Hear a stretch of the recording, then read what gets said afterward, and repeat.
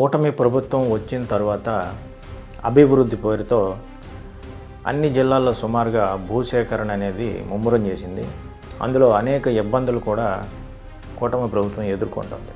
ఎందుకంటే అభివృద్ధి అనేది మనకు అవసరమే. అలాగే భూసేకరణ కూడా ప్రభుత్వాలు చేపట్టడం అంత చిన్న విషయం కాదు. అమరావతి విషయంలోనే మనం చూసాం. ప్రభుత్వాలు మారిపోతున్నాయి, రైతులు ఇచ్చిన ఇబ్బందులు పడుతున్నారు. ప్రభుత్వాలు మారిన తర్వాత వాళ్ళ తాలూకు నిర్ణయాలు మారిపోతున్నాయి. అంతిమంగా రైతులు నష్టపోయే పరిస్థితులు వచ్చాయి. ప్రభుత్వం నిలకడగా ఉంటుందా అనేటువంటి భరోసా కూడా పాలకులు ఇవ్వలేకపోయిన పరిస్థితులు ఉన్నాయి. ఇవాళ మా దగ్గర ప్రాంతంలోనే జిందాల్ కూడా అటువంటి పరిస్థితుల్ని అక్కడ ఉన్నటువంటి రైతులు ఎదుర్కొంటున్నారు. ఎందుకంటే 17 ఏళ్ల క్రితం భూసేకరణ చేసి జిందాల్ కంపెనీ వాడికి 2 లక్షల రూపాయలు ఎకరానికి రైతులకు పరిహారం చెల్లించి తీసుకోవడం జరిగింది. ఇవాటికి కూడా అక్కడ కంపెనీ ఏర్పాటు చేయలేదు. గత ప్రభుత్వం ఒక జీవో ద్వారా మీరు ఎంఎస్ఎంఈ పార్క్కి ఏర్పాటు చేసుకోవచ్చు అని చెప్పేసి ఒక జీవోని ఇచ్చేశారు. రైతుల తాలూకా ఒపీనియన్ తీసుకోకుండా గత వైసీపీ ప్రభుత్వం ఆ జీవో ఇచ్చేయడంతో ఆయన ఎంఎస్ఎంఈ పార్కులు పెట్టడానికి ఇప్పుడు ఆయన సిద్ధమయ్యాడు.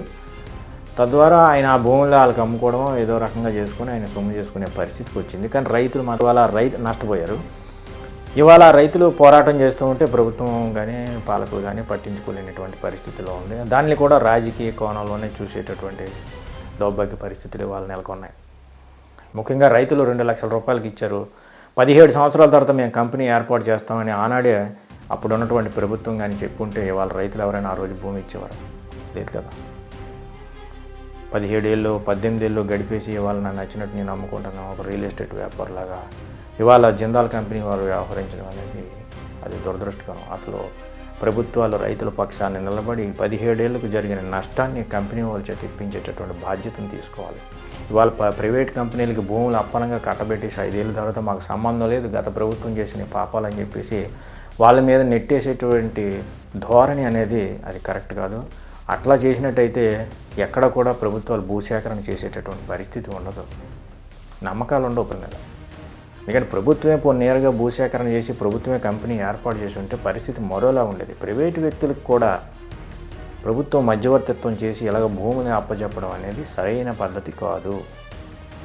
ఇదే విధంగా పవర్ ప్లాంట్స్ ముఖ్యంగా గిరిజన ప్రాంతాల్లో సుమారుగా నాన్ షెడ్యూల్ ఏరియాల్లోనే అన్నీ కూడా, కానీ పాపులేషన్ పరంగా చూస్తే అన్నీ కూడా గిరిజన ప్రాంతాల్లోనే ఎక్కువగా పవర్ ప్లాంట్స్ అదాని కానీ మరొకరు కానీ కంపెనీలు సుమారుగా 18 జిల్లాల్లో ఏర్పాటు చేయడానికి గత ప్రభుత్వం 2021, 22, 23 సంవత్సరాల్లో జీవోలు ఇచ్చేసింది.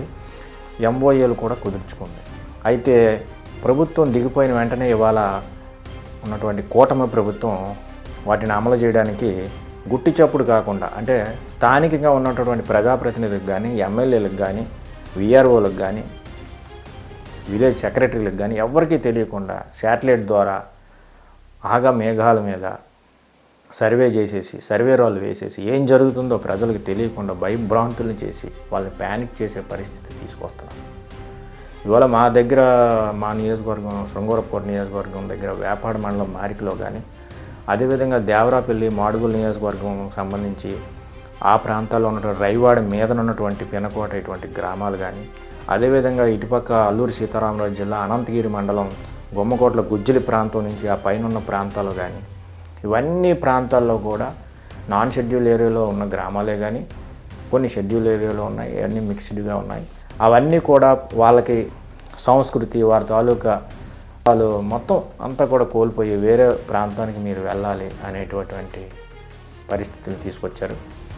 అయితే ప్రజలకి పూర్తిగా వివరించడం మానేసి వాళ్ళు ప్యానిక్ చేసేసి ఏం జరుగుతుందో తెలియకుండా భయభ్రాంతులు చేయడం అనేది కరెక్ట్ కాదు. పవర్ ప్లాంట్స్ అవసరమే, భవిష్యత్తు అవసరాల కోసం, విద్యుత్ అవసరాల కోసం జల విద్యుత్ కేంద్రాలు కూడా మంచిదే. కానీ అందులో ఏమిటి గిరిజనులకు ఎలాంటి పునరావాసం కల్పిస్తారు అనేది ముఖ్యమంత్రి స్థాయిలో దాన్ని వివరించినప్పుడే అక్కడ ఉన్నటువంటి ప్రజలు కూడా సహకరించేటటువంటి అవకాశం ఉంటుంది. కానీ ఆ పరిస్థితి జరగటం లేదు. స్థానికంగా ఉన్న ఎమ్మెల్యేలు మాకు సమాచారం లేదని చెప్పడం, అధికారులు మాకు సమాచారం లేదని చెప్పడం, కానీ వ్యవహారం అంతా ముఖ్యమంత్రి స్థాయిలో జరుగుతున్నప్పటికీ కూడా ఏమీ పట్టనట్టు కూడా ప్రభుత్వం వ్యవహరించడం సరైనది కాదు. ఎందుకంటే గిరిజనులు అనేసరికి తెలుసు మనందరికీ కూడా గిరిజన ప్రాంతాల్లో వాళ్ళ యొక్క సంస్కృతి, వాళ్ళ యొక్క బ్రతుకు తెరువు, వాళ్ళ యొక్క ఆచార వ్యవహారాలు కానీ వాళ్ళ యొక్క నేచర్ కానీ అవన్నీ చాలా డిఫరెంట్గా ఉంటాయి. ఆ కల్చర్ని మనం పాడు చేసుకుంటే కనుక మళ్ళీ మనం దాన్ని వెనక్కి తెచ్చుకోలేనటువంటి పరిస్థితి. అదేవిధంగా వాళ్ళలో ఎడ్యుకేషన్ పరంగా కూడా ఏదో బీఈడీ చదువుకున్న వాళ్ళు లేకపోతే ఏఎల్ఎం ట్రైనింగ్ అయిన వాళ్ళు ఇటువంటి వాళ్ళే ఎక్కువగా ఉంటారు. బీటెక్లు ఎంటెక్లు చేసిన వాళ్ళు చాలా తక్కువగా ఉంటారు. అలాగే ఎలక్ట్రికల్ ఇంజనీరింగ్ సంబంధించినటువంటి ఎడ్యుకేషన్ పరంగా కూడా వాళ్ళకి చదువుకునే వాళ్ళు చాలా తక్కువ మంది ఉంటారు. వాళ్ళకి ఉపాధి అవకాశాలు కూడా ఈ పవర్ ప్లాంట్ ద్వారా ఎలా కల్పిస్తారు అనేది కూడా స్పష్టంగా చెప్పాల్సిన పరిస్థితి ఉన్నది.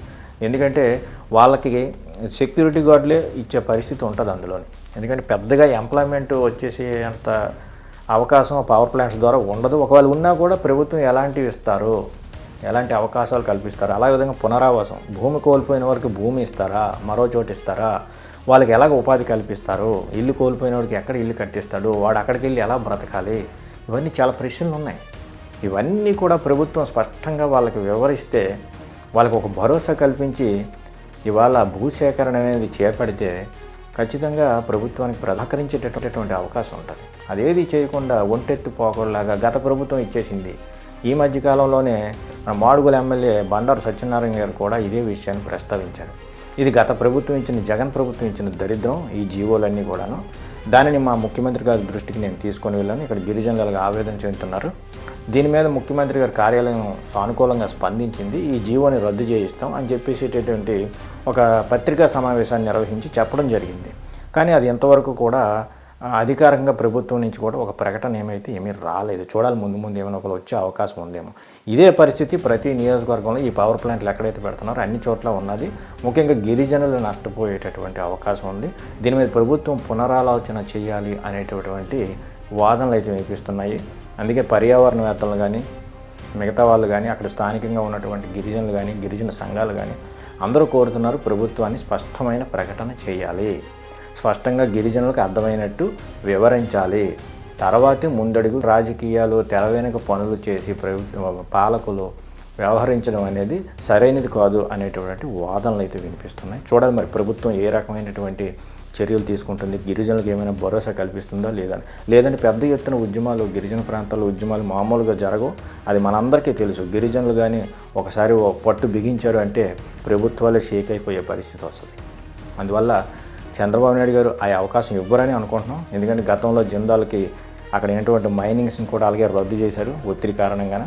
సో ఏంటంటే కార్పొరేట్ కంపెనీలని మూకమూడిగా ఏజెన్సీ ప్రాంతాల్లో పెడితే ఒక విధ్వంసమే మొదలయ్యే అవకాశం ఉంటుంది. కానీ అభివృద్ధి జరగాలి, కానీ అది హేతుబద్ధంగా ఉండాలి, ఆమోదయోగ్యంగా ఉండాలి అనేది ఒక వాదన. ఆ రకంగా ప్రభుత్వం ముందడుగు వేస్తుందని ఆశిద్దాం.